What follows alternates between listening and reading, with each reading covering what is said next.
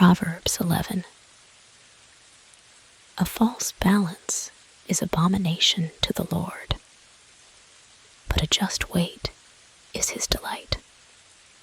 When pride cometh, then cometh shame, but with the lowly is wisdom.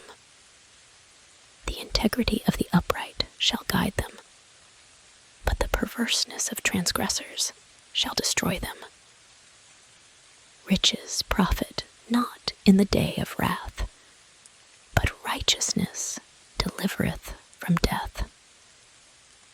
The righteousness of the perfect shall direct his way, but the wicked shall fall by his own wickedness.